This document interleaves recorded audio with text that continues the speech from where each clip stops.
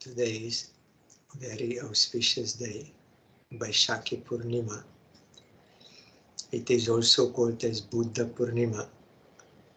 And also Krishna is performing his pastimes on a boat with Radharani and Gopis, on a boat with flowers, and also some other water sports, that is Salil Bihar. Salil means water or liquid.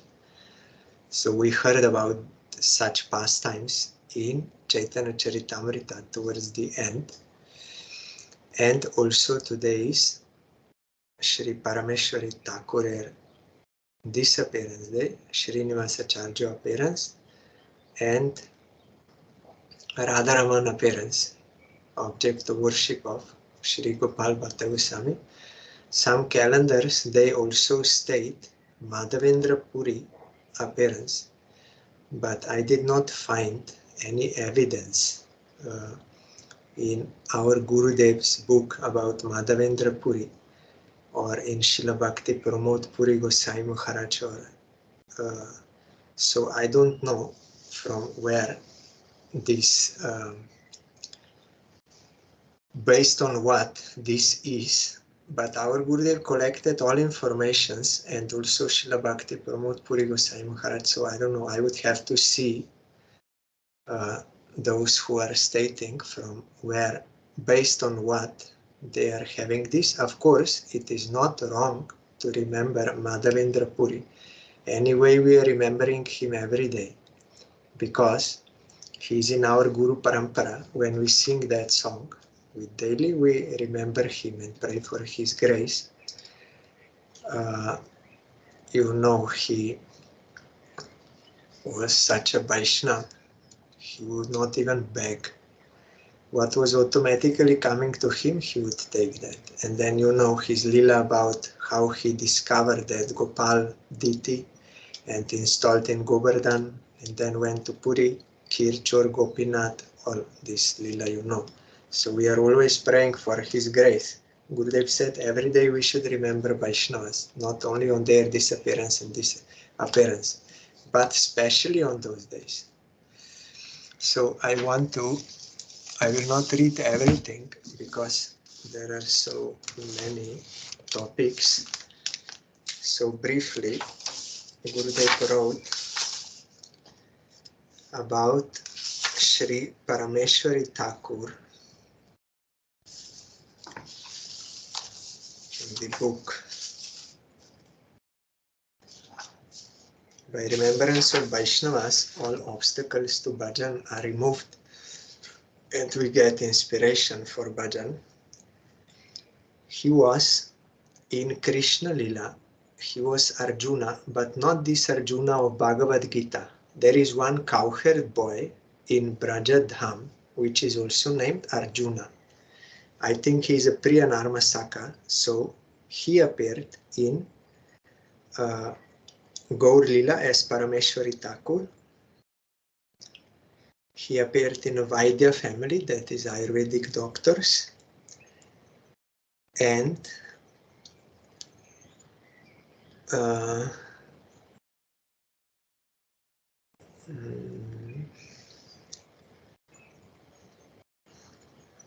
when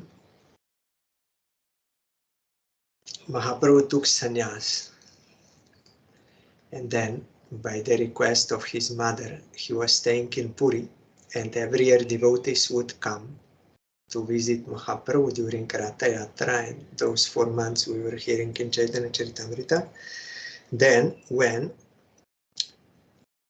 Chaitanya Mahaprabhu ordered Nityananda Prabhu, you don't come every year. You should preach there in Bengal.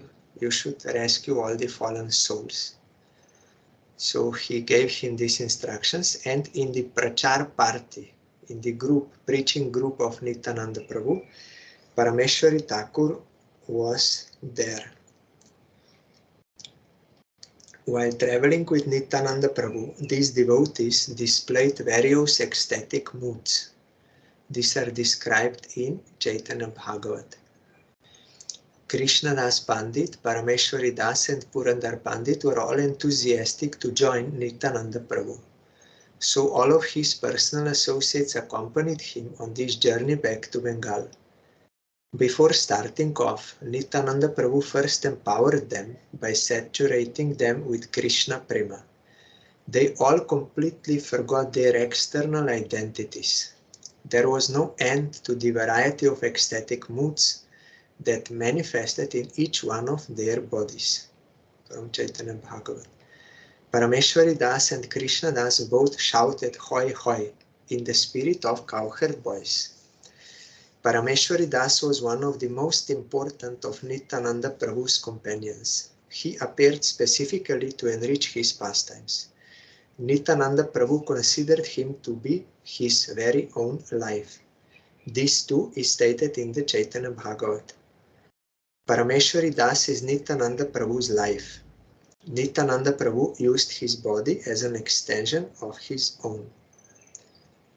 And it is also stated in Chaitanya Bhagavat that Mahaprabhu manifested himself in the Gauranga Diti. Parameshwari Das worshipped in Antpur, where his house is there. And when Jannava Mata went to that festival of Narottam Thakur in Keturi Gram, when he installed all the deities, in her entourage, Parameshwari Das was also there. He came there together with Jannava Mata, the Shakti of Nityananda Prabhu. And he also went with Jannava Mata when she went to do Brajamandal Parikrama, and he witnessed there the meeting of Srimati Radhika with Gopinath and was flooded in ecstasy. It is stated that on Jannava's order he established the worship of Radha Gopinath deities in Antpur, in his own place.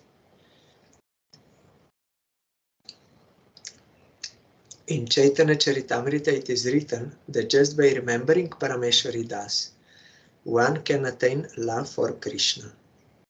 Parameshwari Das took exclusive shelter of Nityananda Prabhu. Whoever remembers him attains devotion to Krishna.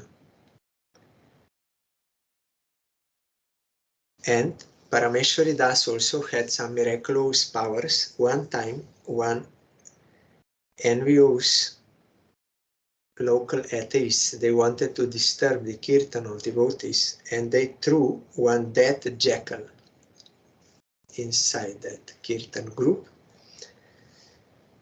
They wanted to pollute the kirtan area and to teach devotees a lesson, but Parameshwari did not stop Sankirtan for a moment. By the power of his kirtan, the jackal came back to life, raised from death, and participated in the kirtan. He also did. So see what kind of power. The other devotees were astonished by this display of power and were overcome by transcendental joy. This has been mentioned in Vaishnava Bandhana. I very attentively worship Parameshwari Das, who made a jackal come back to life during Sankirtan. And also in his house there are two huge Bakula trees and Kadamba tree. Between them is the Samadhi of Parameshwari Das, over which is a Tulsi altar. It is said that Bakula trees grew from the branches of the two trees that grew there during the time of Parameshwari Thakur. Every year, the Kadamba tree produces a flower that is used for the worship of the deities. Parameshwari Thakur's Tirobhab Disappearance Festival is held every year on the Vaishakhi Purnima today. So I am bowing down to Sri Parameshwari Thakur and praying for his causeless mercy, means service of his lotus feet and the lotus feet of his object to worship, Nitai, Gauranga and Radha Krishna. That is what we are praying to Vaishnavas for this, for devotion to Krishna, for service of Krishna and Vaishnavas. And today also is the appearance day of Radharama Diti.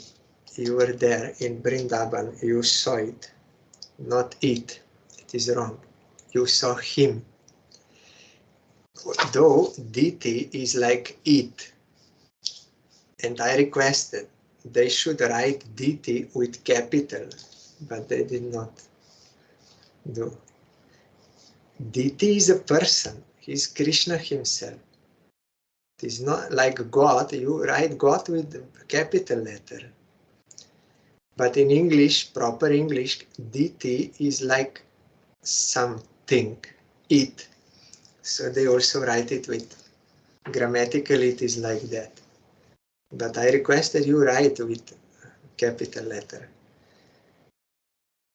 The Gurudev used to quote that Hegel, because Param Gurudev was saying,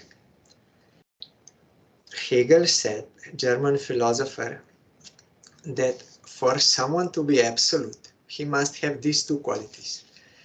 Absolute is by itself, has no other cause, and he must be for itself. Absolute is by him, by itself and for itself. This is Hegel's definition. But our Paranguru said, we don't say it God, we say he God. Absolute is by himself and for himself. That is the proper definition. And also, Gurudev said, unless we are for him, we can have no realization of him. We will be in Maya. Only one who is for him, he can realize Absolute, because Absolute is for himself. He does not exist for any other purpose. So, you know, when Gopal Bhatta Goswami went to Gandaki river, where Shalagram Shilas are there, not all stones are Shalagram Shilas. Some are. That is self-manifested Supreme Lord in the form of Shalagram Shila in that river. Only one who is expert, he can see. As I said before, one devotee wanted to give me one Shalagram Shila to worship. Then I asked Gurudev by phone that time. Gurudev said, because you already took mantra diksha, you are entitled to worship of deity. That is okay, no problem. But whether that is really Shalagram Shila, that we have to check. So you would have to bring him to India to check. I was that time in Slovenia. And then also Gurudev said, it is actually better to worship the portraits of installed deities of pure devotees, because in case you are unable to do worship on some days, then you can remember their worship there. And bhog is offered and everything. But if someone has an installed deity, then he has to regularly worship, otherwise it will be seva aparat. And Shalagram also. And Gurudev asked me first, he asked me, Tulsi is there? Because Shalagram you have to, all the time Tulsi must be there, because they are married. That lila is there. So when you remove one Tulsi, immediately you have to put new one. Shalagram should never be without Tulsi. So you need a lot of Tulsi. Tulsi should be available, otherwise again it will be seva aparat. So after I spoke with Gurudev, then that devotee did not further contact me. I did not say no or anything. I said just I will ask Gurudev, but after that the devotee did not say any word about that. So it was already arranged by Krishna like that. So Gopal Bhatta Goswami, he got some Shalagram Shilas in Gandaki river and he was worshipping in Vrindavan. Then he thought it would be very nice if I would also have Diti. Then I could do some more extensive seva, like giving cloth and these things, all different articles. And also one merchant, rich merchant, he gave him some, these items used in the worship of deity. So on yesterday's day, Nrishinga Chaturdashi, he put those shalagrams to rest. And he was having that desire for deity. The next day in the morning, he saw that one of those shalagram Shila transformed himself into Radharaman deity. How this is possible? One stone will do this. How this is possible? Because that is Krishna. And when Rupa and Sanatan and other devotees, they heard, they immediately came and they were very ecstatic to get darshan of Radharaman. Very beautiful, even externally seeing, very beautiful. Those who have transcendental eyes, they can see actual transcendental beauty of deity, even if outwardly does not look like very nice. But even that external is very beautiful and very small size in comparison with others. That is why when all other deities were mostly removed from Vrindavan due to fear of Muslims, they were destroying deities. That is Krishna's pastime of disappearance. Like Hunter, how Krishna disappeared. Hunter shot him in the leg. So deity also plays the pastime of disappearance. But Radharaman was never removed from Vrindavan because he was very small, so they could keep him safe all the time. So on today's day, he self-manifested as Radharaman, Jai Shri Radharaman Lal Ki Jai. And they are making his Abhishek today in Radharaman temple. Very gorgeously and very opulently they are doing Abhishek. Then also it is Buddha Purnima. There are two Buddhas, means many Buddhas, but two are more known. But even for these two, mostly in India, they think they are one and the same person, but it is not. One is Buddha Avatar. Yesterday we sang that Dashavatar Stotram. There also about Buddha Avatar, we sang his glories. Keshavadrita Buddha Sharira Jai Jagadisha Hare. That is Buddha Avatar. He is described in all the Vedic scriptures, Bhagavatam and other Puranas, as Krishna's avatar. He is God himself.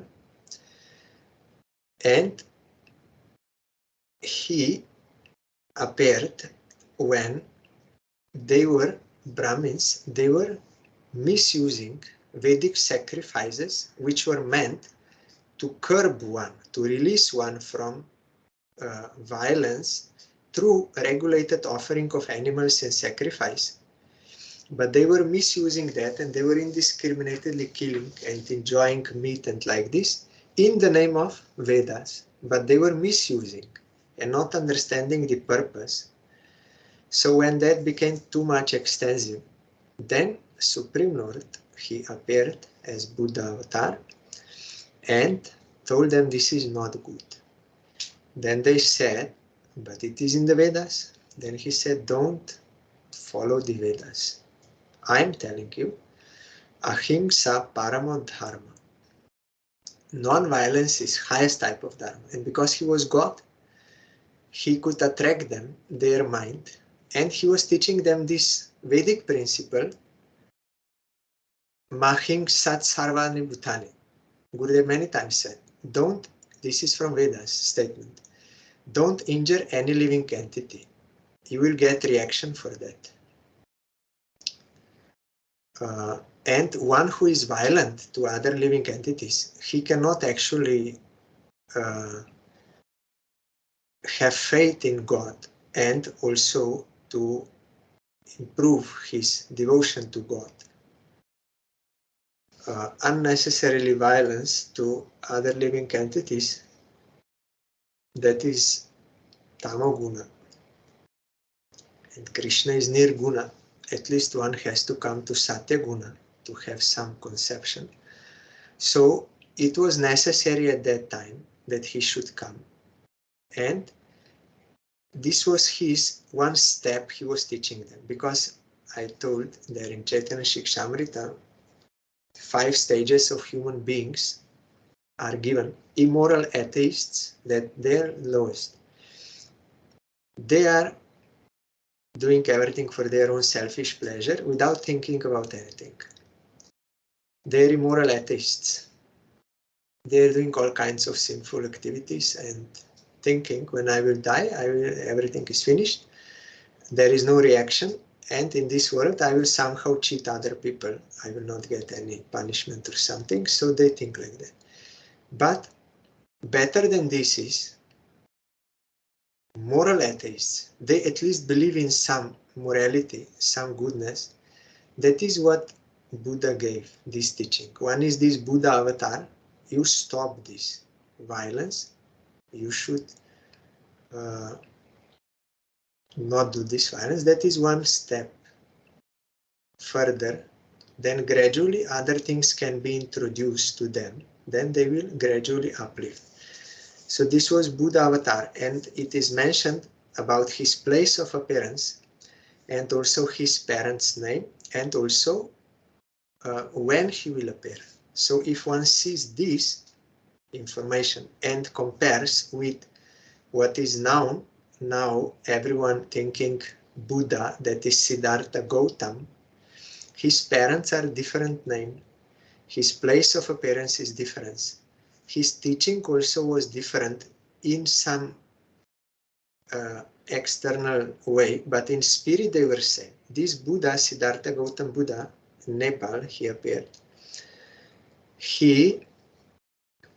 That same spirit was there, not accepting Vedas, not accepting any eternal reality like God and soul and like this, but bringing them to some sort of morality, taking them out from this violence or improper, because you know, he was prince, very rich, married and living in palace and everything very nice, all for enjoyment, unrestricted enjoyment. But one day he saw in Southern Gate one man dying. He never saw this before. His parents, they were trying to not to show him all these other aspects of life. They only wanted him to enjoy as much as possible, not see any other things. So they tried to prevent, but somehow he could manage. Then he saw one man dying. Then in Western Gate, he saw one man very sick. In Northern Gate, or maybe some other, but point I'm saying, in Gurudev's book there you will find, he saw one man very old and people abandoning him. He was suffering. That man who was dying was suffering. That man who was sick was suffering. So this was something new for him. Oh, life is also this suffering. I did not know. And it is inevitable for everyone. Then he saw on the Eastern Gate, he saw one brahmachari. He was peaceful. So he thought this must be proper life. And to find out truth about life. So he renounced his palace. He renounced his wife, everything. He went for spiritual quest, and he tried many practices, and ultimately he also did some meditation under that tree in Bodh Gaya, where that Buddha avatar appeared. That is his appearance place. In that place, this Siddhartha Gautam Buddha, he was meditating, and through that meditation he got this realization that everything is temporary, and that attachment through desire, through lust, is the cause of all suffering, because you are attached and everything is temporary, and this attachment comes due to desire, your karma. So he understood, if someone wants to have peace, or be liberated, he has to give up this karma. So he was meditating and practicing this, and then he was tested also. 3 ladies came, personified 3, this kama, anartha, all this. They came and they tested him, like Haridas Thakur. Maya came and tested him, and that prostitute like this, but he did not succumb. He was remaining in that meditation, and finally they were defeated. Then after that, he was known as Buddha or awakened one. So then he started to preach this, his realization, throughout India, mostly to those other kings who were very cruel by nature and also only enjoying and like this. So they also accepted this path of Buddhism. So it is somewhat better than unregulated, immoral, atheistic life. But still it is atheistic. They don't believe in God, they don't believe in soul. Even when they speak about next life or previous lives, they are not saying there is some kind of same soul which is reincarnating. No. It means how they understand that identity is combined with these material atoms like this, that identity, when that is transformed during the time of death, then further when it is transformed, then that is new birth, not rebirth of same person, but new birth. Like all the time energy is transforming into new things, but they believe that what kind of action you are doing, there is some, how to say, you are creating some force by that your action, and that force will come back as a reaction, but when at appropriate time.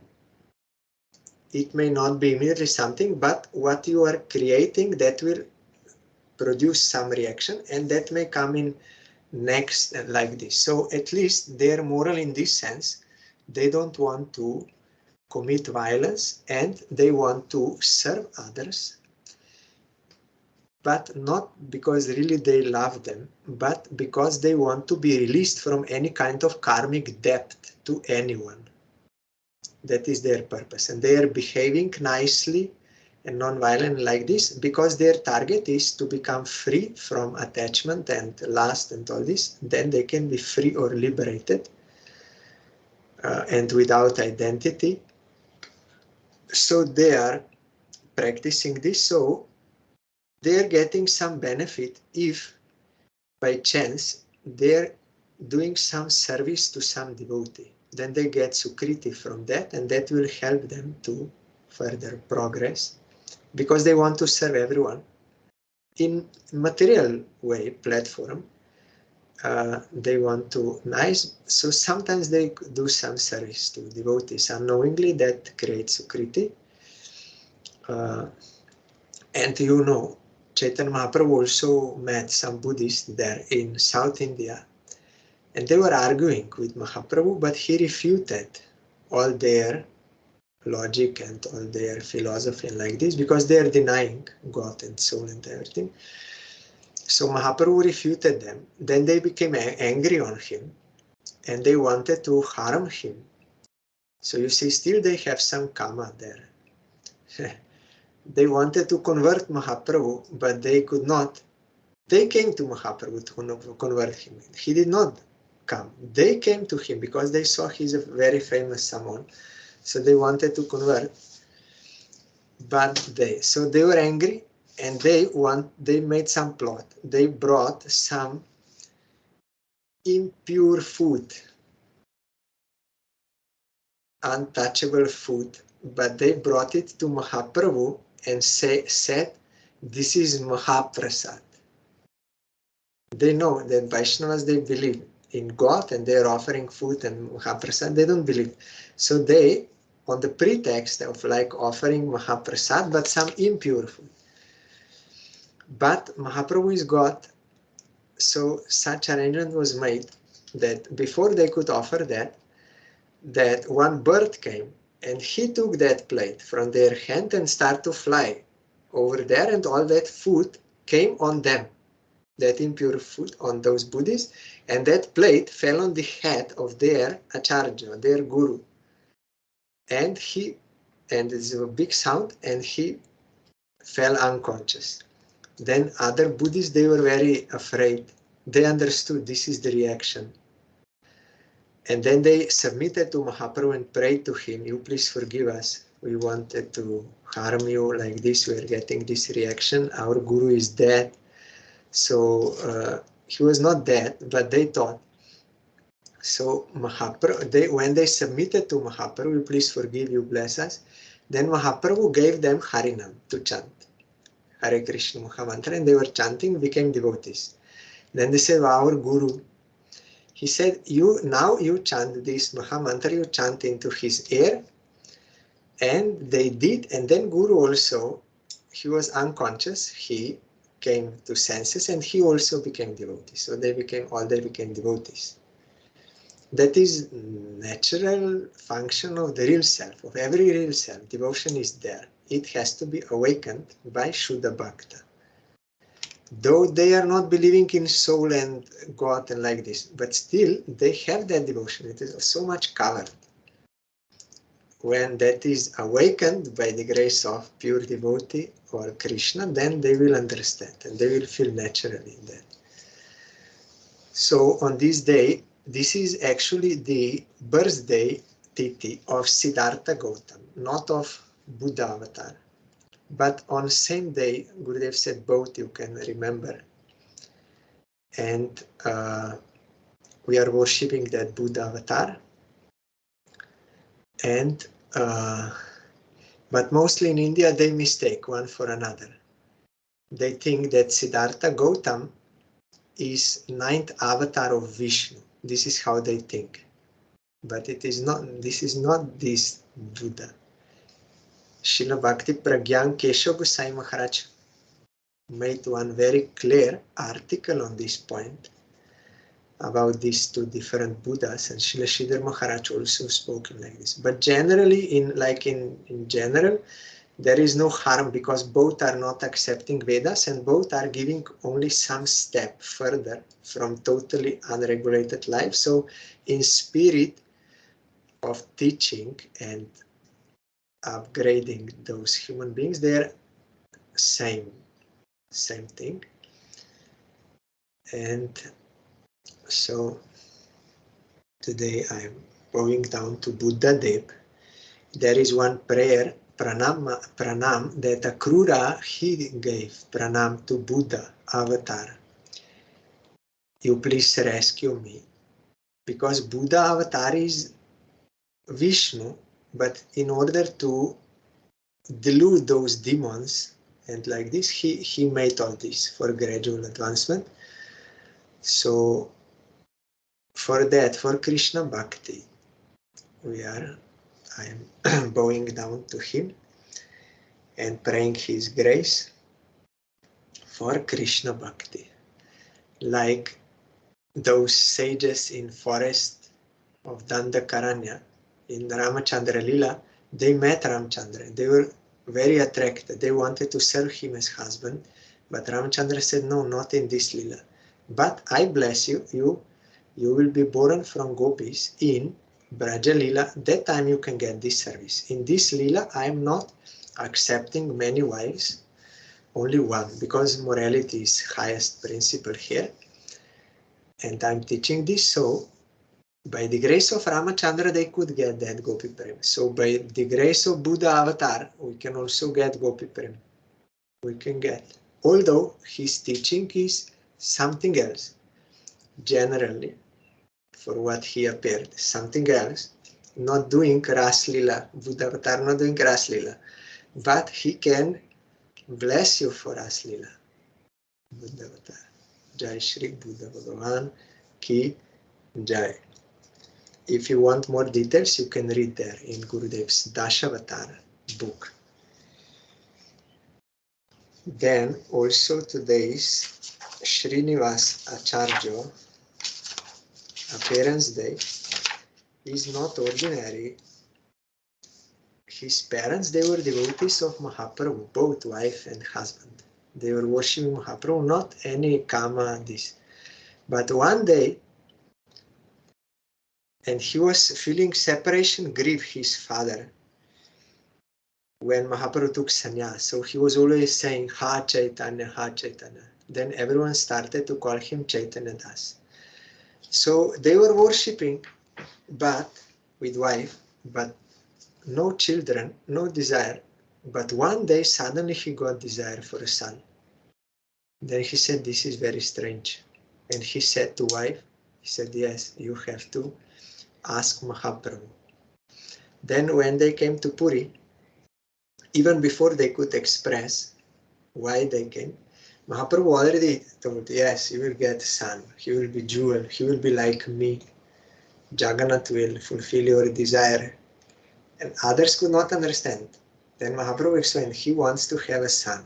And I want to bring Srinivas Acharya through him. That is why he got this desire. It was not kama, it was prema. Mahaprabhu wanted this. So sometimes some devotees, they get this seva. They have to bring some pure soul into this world. That is seva.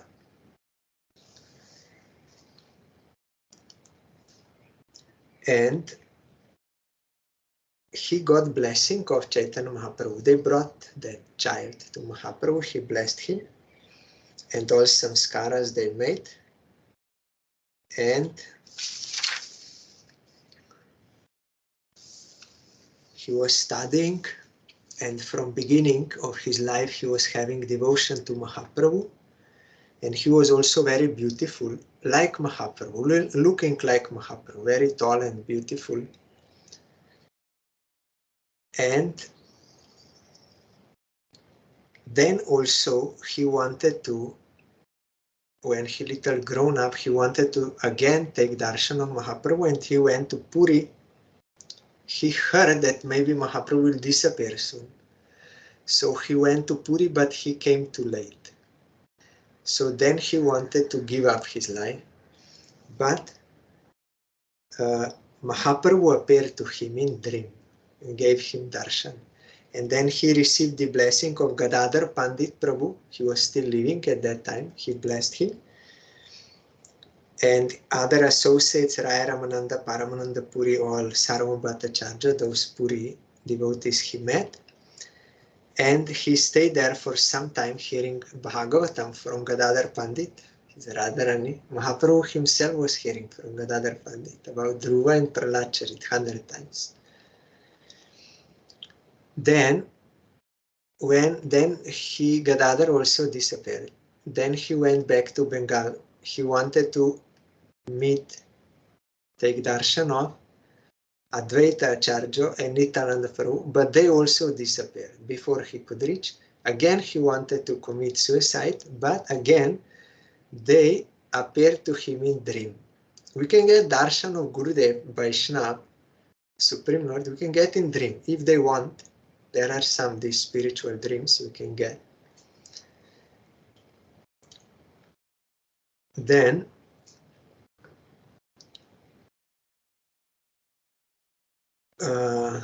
he also went to Navadip and he met Vishnu Priya, wife of Mahaprabhu. He was amazed by her austerity, by her devotion to Mahaprabhu. And then he was visiting different places where devotees of Mahaprabhu were living, and he met many of them and received their blessing. Then they told him you should go to Vrindavan for bhajan. Then he went, taking permission of his mother, to Vrindavan. Mother is pure devotee of Mahaprabhu, not ordinary woman. They are pure devotees. And then when he came to Vrindavan, he was studying all Goswami's scriptures, Rup Sanatan, Jiva Goswami, all scriptures, under Jiva Goswami. That time he was the leader. And together with Narottam Thakur and Shyamananda Prabhu. Shyamananda was first Dukhi Krishna Das. But Jiva Goswami gave him title after they completed their studies of all the scriptures under him. He gave title Shyamananda to Dukhi Krishna Das because he was giving pleasure to Radha Shamsundar. And to Narottam he gave the title Thakur, that is like worshipable, or deity, that is Thakur. And to Srinivas Acharya, this title he gave. Then Jiva Goswami told them, you should take all these Goswami's books and you should go and preach them in Bengal. While you are going there, be very careful. You should not lose these books, because at that time there were no printing presses. You can print as many books as you want. That time there were like 1 copy, 2 copy, handwritten, and if you want to have your own copy, you will have to hand copy it. Not like you will make 1,000 copies or 3,000 or how much you want. But that was very valuable, and you should not lose that. So Jiva Goswami sent them, and he said, be very careful, and they were very careful. Passing through different kingdoms, they were not sleeping during night, so that some robbers will not come and take that. They were very careful. But when they came to Bon Vishnupur, one Hindu kingdom, they thought, okay, here it is Hindu king, so there will be no problem here. So let us take some rest. And they took rest, they were sleeping, but the point was that this Bir king, in the morning, he used to hear Srimad Bhagavatam regularly, every day. And during the day, he was doing his duty as a king of state. But in the night time, he was also a robber. He had a gang of robbers. So his astrologer told him, some great wealth came into your country. You should steal that. Then immediately he sent those robbers, in short I'm telling, and they came and they stole that box, and they brought it back, and they opened, and there were only books. And king, just seeing those books, he got Sukriti by that. Gurudev said, because they are not ordinary books, they are transcendental books for the satisfaction of Krishna. They are transcendental, not material. So he got that Sukriti, but they were disappointed, and king said, how you made this wrong calculation? He said, no, I did not make wrong calculation. Even now, every time I calculate, the same thing comes. Some great value came to your country. And it is true, but they were not realizing at first what kind of wealth. So then, this Narottam and Srinivas, they were very sad. They wanted to commit suicide. Not in Tamagun, but they were so sorry that we lost, not from Tamagun, but some local people, they saw them and they said, we think our king did it because we know he's a robber, so you can check there at him. So then Srinivas said to Narottam and Shyamananda, you go further to Bengal, you start preaching. I will try to recover these books, you go. So they went, and Srinivas Acharya went to that palace, and he heard that king is hearing Bhagavatam, so he joined that Bhagavatam class. And while that Pandit was explaining, one time Srinivas said, and he was very beautiful, everyone was attracted when he entered there, king also. Then one verse was there, then Srinivas said,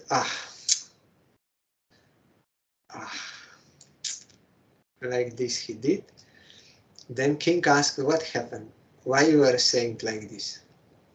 He said, because he spoke Apasiddhanta. That is not the meaning of that verse. That is wrong, Siddhanta, Apasiddhanta. Then king said, oh, you know Bhagavatam. You can explain? Said, yes, I can explain.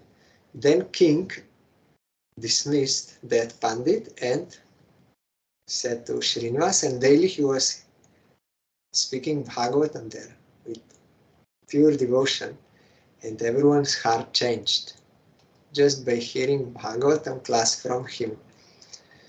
Then king became his disciple, and others also. Then and they gave him place there to stay for bhajan. Then one day he was crying. Then king thought we did some offense. They came, Gurudev, what is wrong? You please order us, how we can serve you. Then he said, no, then nothing problem this, but I had some books, I lost them. Someone took them, so for that I'm crying, I'm very sad. Then king he showed him those books, and Srinivas was very happy. Then he gave information to Narottam and Shyamananda and to Jiva Goswami. They were all very happy. Then he went with those books further.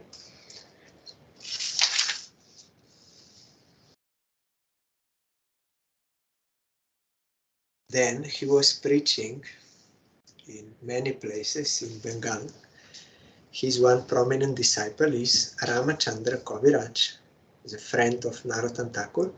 And this Ramachandra Kaviraj, he was Shiksha Guru later on for those king and others there. Once also Srinivas went there, but then later Ramachandra Kaviraj was visiting there. That is why Narottam Thakur wrote in that song, Doya Koro Prabhu Srinivas, Ramachandra Sangha Mage Narottam Das. O Srinivas Acharya, please be merciful to me. Give me association of Ramachandra Kaviraj. Association of devotees is very valuable because in their association we become inspired to serve Krishna. We get enthusiasm and knowledge how to do it, and also it is very pleasing in their association because all the time Krishna Katha is going on, Kirtan is going on, all this. So he said, I beg for association of him.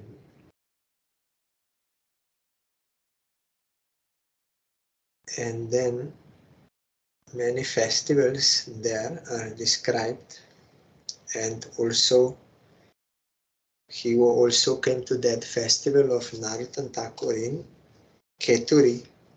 He did the first puja and installation ceremony in that festival of Narottam Thakur. That is not ordinary festival. Mahaprabhu Nityananda, they appeared. Already they disappeared before, but they appeared in that kirtan on that occasion in Narottam Thakur's that installation. And they also did parikrama of Navadip, Srinivas, Narottam and Ramachandra Kaviraj. Navadip parikrama, 9 islands.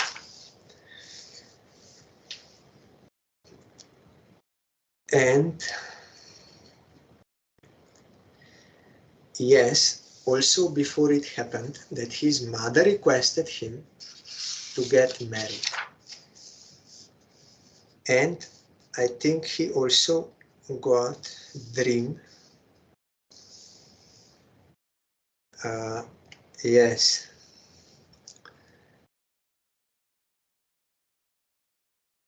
First mother requested him, you get married.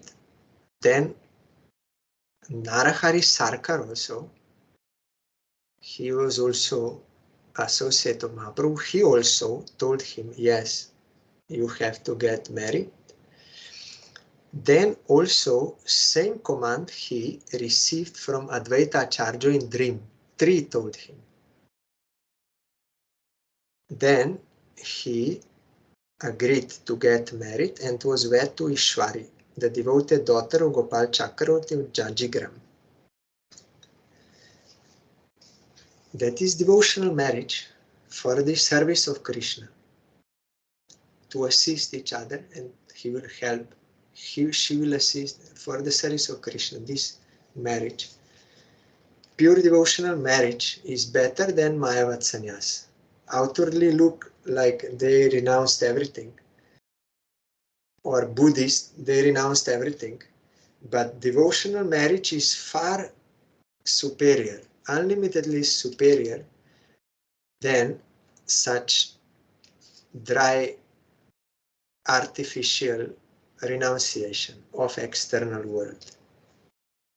Everything is meant for the service of Krishna. We are to serve him with everything. So if Krishna sends wife, then that is for his service.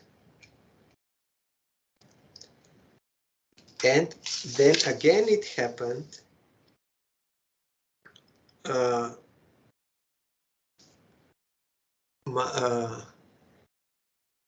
when Srinivas Acharya visited that Bon Vishnupur, where his king disciple was living there he got dream of Mahaprabhu. Mahaprabhu told him, you have to get married again, second wife, not leaving that one and taking this one. No, it's two wives. Both are devotees. I received order from Mahaprabhu in dream to accept the hand of Gauranga Priya. He gave name, that girl. She's very good, she's devoted, so you help her, she will help you for the service of Krishna. And her parents, they were also searching for a suitable husband for their daughter, and they had simultaneously received the order to give their daughter in marriage to Srinivas Acharya in a dream. So it was a match made by Krishna. Srinivas Acharya thus married for the second time, but there is no kama here, or some selfish desires. Here Gurudev explains, in the first marriage, Gurudev said, it is not always easy to understand the divine activities of Mahaprabhu's devotees. Only someone who is totally surrendered to the Lord and his devotees can comprehend their glories. One will think, oh, he's a lusty person and fallen person, he married like this. But that is not correct vision in this case. And here in this second marriage, Gurudev wrote, pure devotees have no objective in life other than to fulfill the desires of the Supreme Lord. They are thus ready to do anything if it pleases the Lord. None of their activities has the slightest hint of material desire in it. Yes, because that is devotional marriage. It is meant for the service of Krishna. Everyone belongs to Krishna, so should be engaged together, unitedly, cooperatively. Srinivas Acharya is the Shakti Abhishta avatar, means one who is empowered directly by Supreme Lord of Mahaprabhu. Shakti Abhishta avatar of Mahaprabhu. And only person who has received his special blessings can describe his transcendental activities. Gurudev described here his transcendental activities because he has that blessing. One who received his special blessings can describe his transcendental activities. So if you want to know in more details, then you will have to read in the book because there was no time to read everything. So I'm bowing down to Srinivas Acharya and his wives, their pure devotees, and praying for his causeless mercy. Tomorrow is another one, Prabhupada's disciple, we will hear about him. Haribol.